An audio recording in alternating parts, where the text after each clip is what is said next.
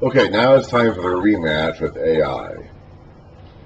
Then the Lord said to Joshua, "Do not be afraid, do not be discouraged. Take the whole army with you, not just a couple thousand, like the spies originally advised, the whole army, and go up and attack Ai. For I have delivered into your hands the king of Ai, his people, his city, and his land. You shall do to Ai and its king as you did to Jericho and its king, except that you may carry off their plunder and livestock for yourselves. Set an ambush behind the city." With Jericho, they couldn't do that. They had to get rid of everything. But with Ai, they are allowed to take the items for plunder. The people themselves must still be destroyed, though. So Joshua and the whole army moved out to attack Ai. He chose 30,000 of his best fighting men and sent them out at night with these orders. Listen carefully. You are to set an ambush behind the city. Don't go very far from it. All of you be on the alert. I, and all these men with me, will advance on the city, and when the men come out against us, as they did before, we will flee from them. They will pursue us until we have lured them away from the city, for they will say, "They are running away from us as they did before." So when we flee from them, you are to rise up from ambush and take the city. So they're going to move in from behind after the city's defenders have left. The Lord your God will give it into your hand. When you have taken the city, set it on fire. Do what the Lord has commanded. See to it. You have my orders. Then Joshua sent them off, and they went to the place of ambush and lay in wait between Bethel and Ai, to the west of Ai. But Joshua spent that night with the people. So they would have been traveling at night, which would have been dangerous. And of course, this is an ambush, so they wouldn't have been carrying lights with them that could be seen from a distance by the people they're ambushing. So they would have been traveling at night in a very dark environment. Early the next morning, Joshua mustered his men, and he and the leaders of Israel marched before them to Ai.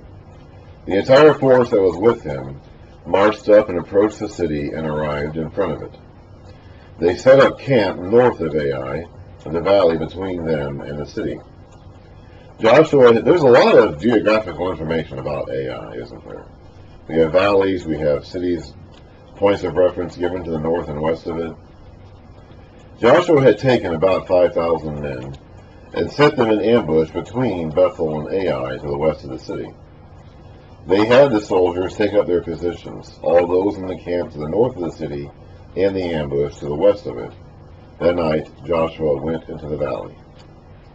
When the king of Ai saw this, he and all the men of the city hurried out early in the morning to meet Israel in battle at a certain place overlooking the Arabah. But he did not know that an ambush had been set against him behind the city. Joshua and all Israel let themselves be driven back before them, and they fled toward the desert. That's giving the men of Ai false confidence, because they're thinking the same thing is happening again that happened the first time. The men of Ai do not know that why they were able to defeat Israel before, and why they're not going to be able to defeat Israel this time. All the men of Ai were called to pursue them, and they pursued Joshua and were lured away from the city. Not a man remained in Ai or Bethel who did not go after Israel, so Bethel was involved in this too, apparently. They left the city open and went in pursuit of Israel. Ai may have just been a fort. We read in the previous chapter of it not being a very big city. So this may have simply been a garrison or a fort. It may not have been a fully inhabited city. I'm not really sure. Then the Lord said to Joshua, "Hold out toward Ai the javelin that is in your hand, for into your hand I will deliver the city." So Joshua liked fighting with javelins, apparently. So Joshua held out his javelin toward Ai.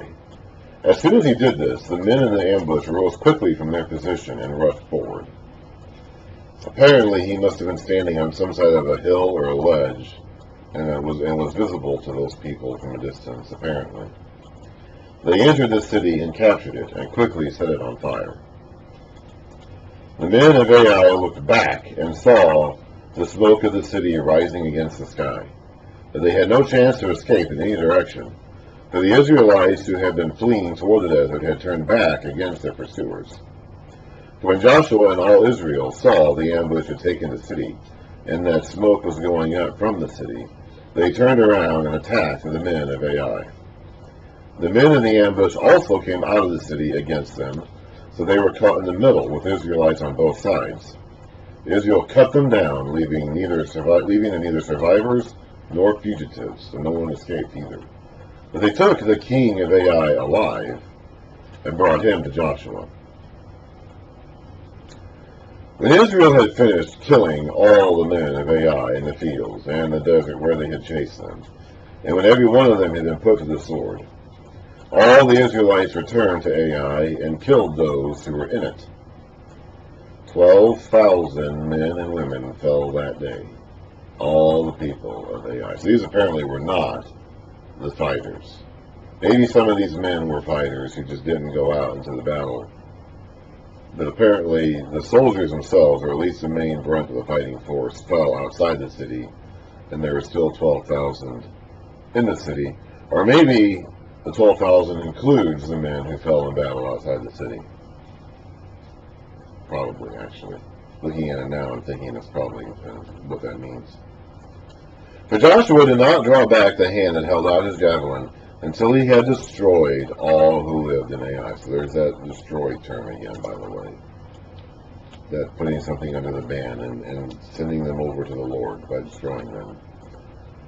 But Israel did carry off for themselves the livestock and plunder of the city, as the Lord had instructed Joshua. So Joshua burned Ai and made it a permanent heap of ruins, a desolate place to this day. So Ai was not rebuilt. Now this could be an indication that the author, the final compiler of this book, knows that Jericho eventually gets rebuilt. And it does. Jericho does eventually get rebuilt. That may be even why they specifically include this curse of Joshua never to rebuild the city, because somewhere along the line it does get rebuilt, and this final edition of Joshua may have been compiled by somebody who knew that.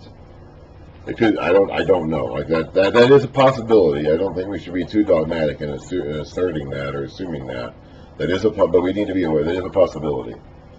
But apparently Ai was never rebuilt. And whoever put the final touches on this book at whatever point in time knew that Ai was not rebuilt. Joshua, hung the king of Ai on a tree and left him there, or impaled him probably, more likely, and left him there until evening. And I remember back in Deuteronomy we read that you're not supposed to leave a dead body on a tree overnight. Anyone who is hung on a tree is under a curse. Deuteronomy 21 verse 22. If a man guilty of a capital offense is put to death, this will obviously be qualified the king of an enemy nation or an enemy city, and put to death, and his body is hung on a tree, you must not leave his body on the tree overnight. Be sure to bury him that same day.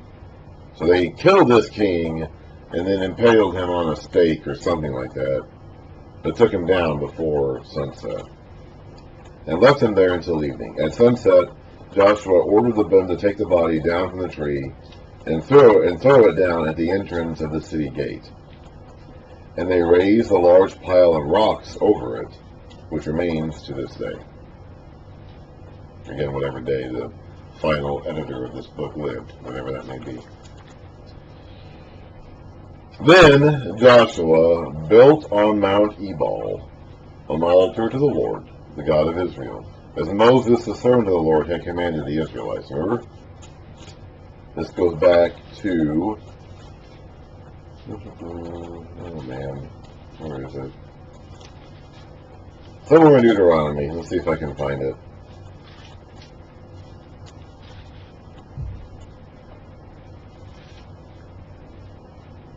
It's not this far back.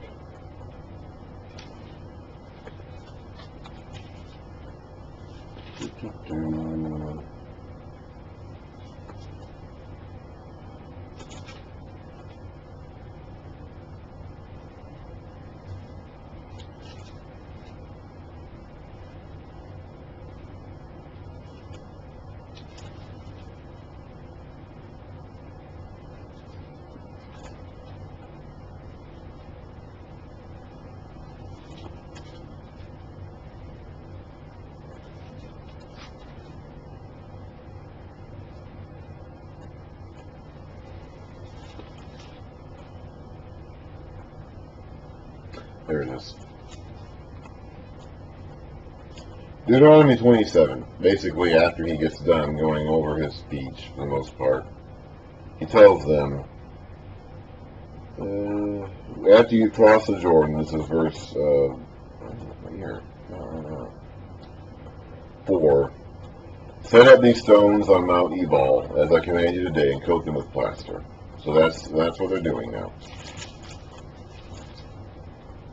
As Moses, the servant of the Lord, had commanded the Israelites, he built it according to what is written in the book of the law of Moses, an altar of uncut stones on which no iron tool had been used. Let me go ahead and read this passage in Deuteronomy 27.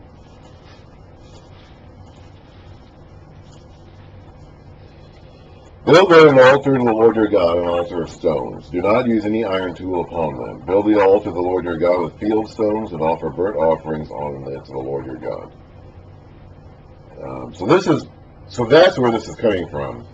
So therefore, we can be very certain that the people of Joshua's day considered the book of Deuteronomy to be the book of the law of Moses. Now, the book of the law of Moses may also include Numbers and Leviticus and Exodus, because there are laws in those books too. But we know it included Deuteronomy, because the command to do this is found in Deuteronomy. On it they offered to the Lord burnt offerings and sacrificed fellowship offerings. There, in the presence of the Israelites, Joshua copied on stones the law of Moses, which he had written.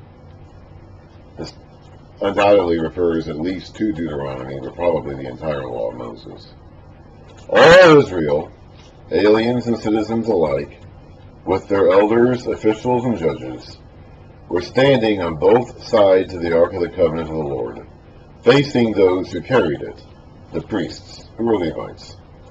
Half of the people stood in front of Mount Gerizim, and half of them in front of Mount Ebal, as Moses, the servant of the Lord, had formerly commanded them when he gave instructions to bless the people of the land. Remember that? We read about that.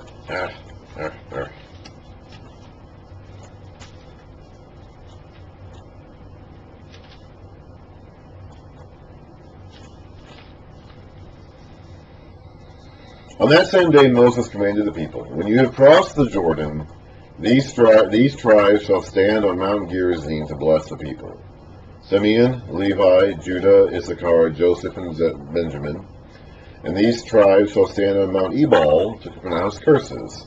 Reuben, Gad, Asher, Zebulun, Dan, and Naphtali. The Levites shall recite to all the people of Israel in a loud voice. I'm assuming this was a group of them that were standing in the middle. But let's take a look here. Facing those who carried it, the priests who were Levites. Half the people stood in front of Mount Gerizim, and half of them stood in front of Mount Ebal. So there was probably a group in the middle that were carrying the Ark of the Covenant, and others who were probably in front of them that were reading off the curses. So this is what they said. The Levites shall recite to all the people of Israel in a loud voice. Cursed is the man who carves an image or casts an idol, a thing detestable to the Lord, the work of the craftsman's hands, and sets it up in secret. And all the people shall say, Amen. Cursed is the man who dishonors his father or his mother. And all the people shall say, Amen. Cursed is the man who moves his neighbor's boundary stone. And all the people shall say, Amen. Cursed is the man who leads the blind astray on the road. And all the people shall say, Amen. Cursed is the man who withholds justice from the alien, the fatherless, or the widow. And all the people shall say, Amen. Cursed is the man who sleeps with his father's wife, for he dishonors his father's bed. And all the people shall say, Amen. Cursed is the man who has sexual relations with any animal. And all the people shall say, Amen. Cursed is the man who sleeps with his sister, the daughter of his father or the daughter of his mother. And all the people shall say, Amen. Cursed is the man who sleeps with his mother-in-law. And all the people shall say, Amen. Cursed is the man who kills his neighbor secretly. And all the people shall say, Amen. Cursed is the man who accepts a bribe to kill an innocent person. And all the people shall say, Amen. Cursed is the man who does not uphold the words of this law by carrying them out. And all the people shall say, Amen. So that's what they're doing here. And all Israel, aliens and citizens alike, with their elders, officials, and judges, were standing on both sides of the Ark of the Covenant of the Lord, facing those who carried it, the priests who were Levites. Half the people stood in front of Mount Gerizim, and half of them in front of Mount Ebal, as Moses, the servant of the Lord, had formerly commanded when he gave instructions to bless the people of Israel. Afterward, Joshua read all the words of the law, the blessings and the curses, because we go on to read about the blessings too. Remember in Deuteronomy 27, or actually going on to 28. He goes on to say, if you fully obey the Lord your God and carefully follow all his commands I give you today, the Lord your God will set you high above all the nations on the earth. All these blessings will come upon you and accompany you if you obey the Lord your God. You'll be blessed in the city and blessed in the country. The fruit of your womb will be blessed, and the crops of your land, and the young of your livestock, the calves of your herds, and the lambs of your flocks. Your basket and your kneading trough will be blessed. And you'll be blessed when you come in and blessed when you go out. And that's, so he's saying all that. And he goes on to say that again. There's more to it than that, I should say. But I'm not going to read that again because I already have. Afterward, Joshua read all the words of the law, the blessings and the curses, just as it is written in the book of the law. So another clear indication, the book of the law here, refers to Deuteronomy. So in the future, when we hear a reference to the book of the law, we know that it refers at least to the book of Deuteronomy. There was not a word of all that Moses had commanded that Joshua did not read to the whole assembly of Israel, including the women and the children, and the aliens who lived among them.